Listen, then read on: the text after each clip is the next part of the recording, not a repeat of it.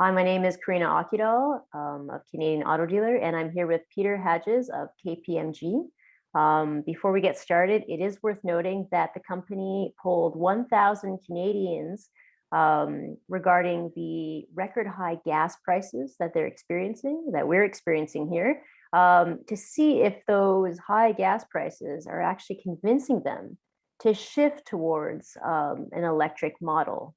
So Peter, maybe you can dive in and tell us a little bit about this study, the poll, and exactly what questions they said yes to. Sure. So thanks for having me, Karina. This is a sort of a second or third now in a series of polls that we've done across Canada around electrification. This one was directed very specifically at people's reaction to rising fuel prices, because rising fuel prices have been dramatic. And so the questions were really centered around, would they buy an electric vehicle? How strongly do they feel about it? Questions around what role do they think, the OEM should play? And would they ever, what do they think about fuel prices generally? And is this the new normal? And, we've had some surprising results. 51% of our respondents said that they would never buy a gas-powered vehicle again. 51%. I was surprised at that, and almost an equivalent number. 49% think that fuel prices they're not going to be reach this kind of lower levels that we've enjoyed in the past. They think this is the new normal. So I think there's a confluence of factors impacting the decision around and the attitude towards electric vehicles. We have rising fuel prices. We have inflation. Family budgets are being stressed. We've got rising real estate prices, so the family has a lot of financial pressures it's dealing with. And an electric vehicle is appealing because, you don't have to go to the fuel pump. Charging it is cheaper. Maintaining it is cheaper, perceived to be cheaper. An electric vehicle does not have the moving parts of an internal combustion engine. And so, we're very surprised. There's a very, very new, renewed attitude and a strong positive attitude towards electric vehicles. Were there any other surprising findings in the study, either around electrification or just in general? I think what we're finding is that, in the past, you always had a lot of early adopters. Young people were very much open to the idea. I think there was a greater realization around climate change and the impact on climate and greenhouse gas emissions. Now we're finding that as you move to the different age groups, 30 to 40 to 50, there's more and more acceptance, a more positive attitude towards electrification. And so that's interesting and obviously very refreshing for OEMs to hear as they embark on some pretty big investments related to converting their own platforms. If you look at Ford, General Motors, and Fiat Chrysler, they're going to spend maybe upwards of as much as $100 billion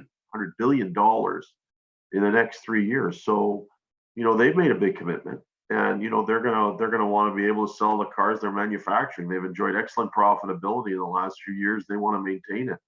So it's an interesting evolution.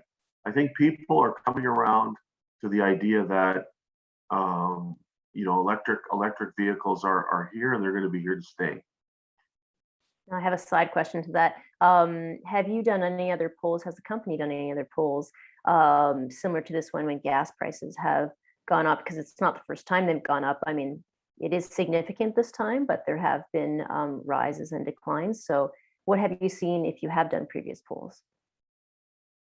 We have done previous polls. I don't know whether we addressed the question very specifically. I think it's always in the back of people's minds that, can they get away for the reliance on fuel prices? I think the other thing is it's not just the high fuel prices, it's the volatility that goes with it. And I think people want to try and avoid the unpredictability. Our past surveys have always been around the attitude towards electrification and what is the big impediment. And I think range anxiety and chargeability has always been a big factor. I think the technology will bridge that gap.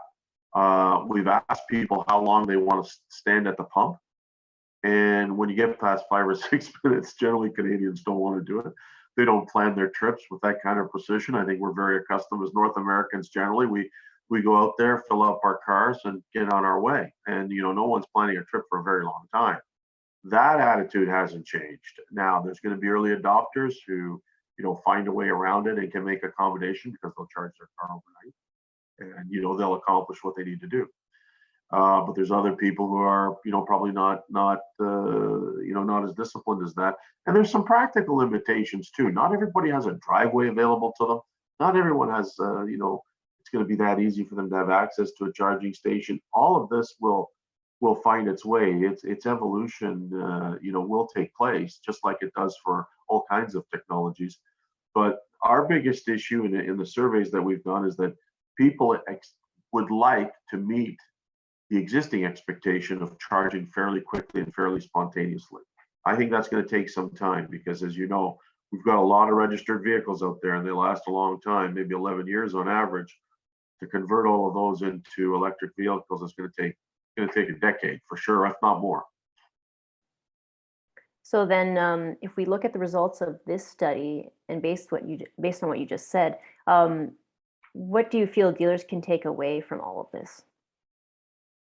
I think dealers can expect that consumers are going to expect to have more choice.